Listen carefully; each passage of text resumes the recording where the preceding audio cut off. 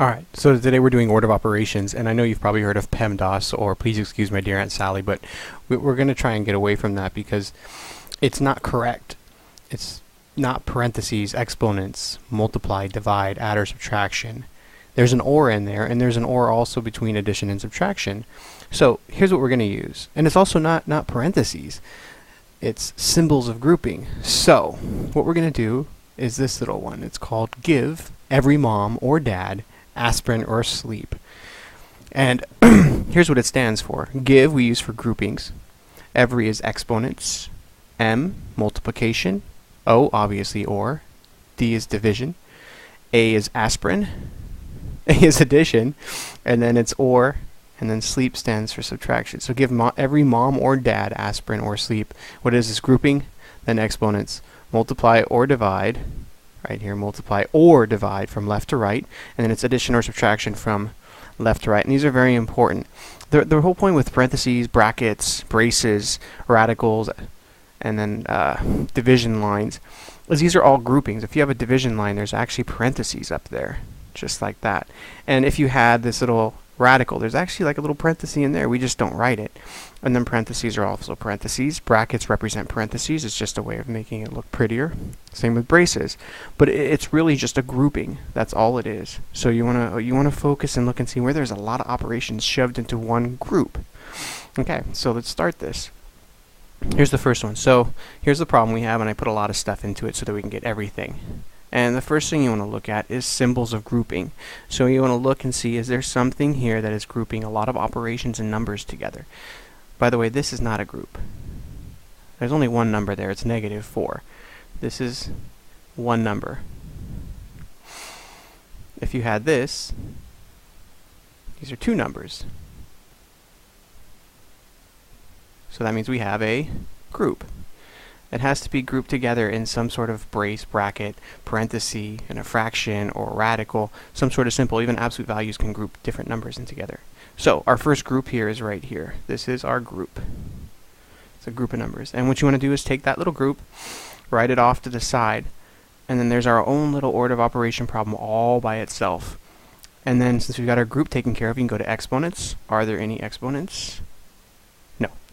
And then it's multiply or divide from left to right. Well, we only have one multiplication, so we know that that has to go next. So what is 4 times 20? 4 times 6. Almost told you it there. 24. Let me put plus 4. And what's 4 plus 24? It's 28. And then now what we can do is take that group right here, and you replace just that group with that number that we just found. And you want to rewrite everything. And the reason we rewrite the entire problem is we have a bunch of steps that we need to follow. And if you don't rewrite it, a lot of times we're going to pick the wrong step. And so what we're doing is taking a problem that's very long, and we're going to break it down into smaller and smaller numbers until we have the answer.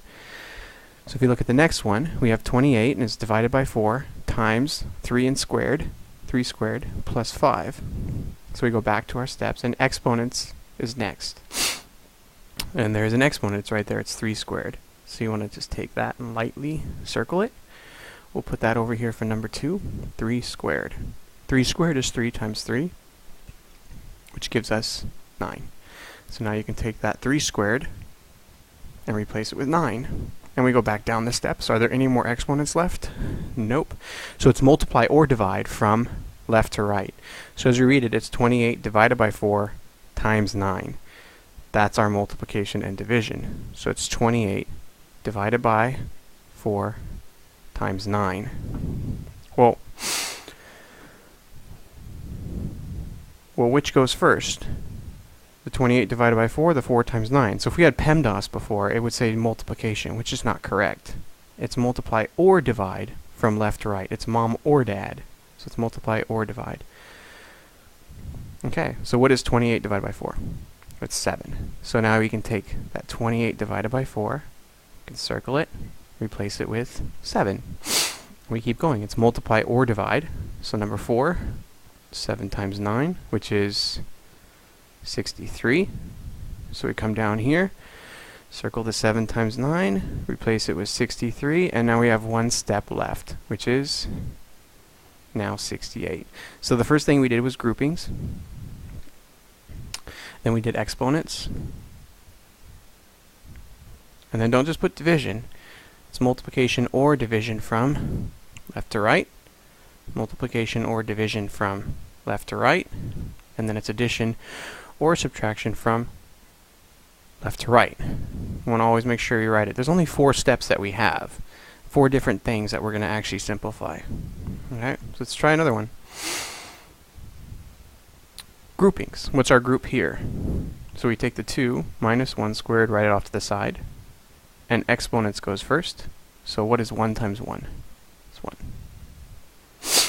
2 minus 1 is 1. So now we can take that grouping, replace it with 1, and we want to keep the parentheses. Whatever the symbol of grouping was given, you want to leave that symbol there because it represents something. In this case, it represents a multiplication between the 1 and the 3. So leave the parenthesis. Alright, so now it's exponents. Nope.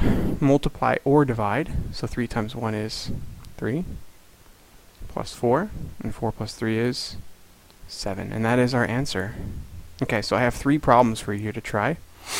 And I want you to try all 3. So at the very last one, if you look, you have T and B. The reason I have T and B there is because what we have is a top and a bottom.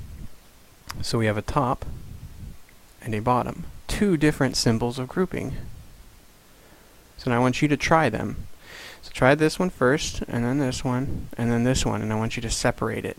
I'll even get you started here on the last one. 4 plus 1 squared, that's our first symbol of grouping. And then 6 minus 3 is our second symbol of grouping. Okay, so I want you to hit pause on the video and try them. Okay, here we go. So you should have gotten 4, 2, and then for the top it would have simplified to 6. The bottom would simplify to 3. And then that little symbol of grouping right here, the division line, that just means to divide. So it's 6 divided by 3. You always want to read them top to bottom. So 6 divided by 3 is 2. And then that is our answer. Thank you for listening.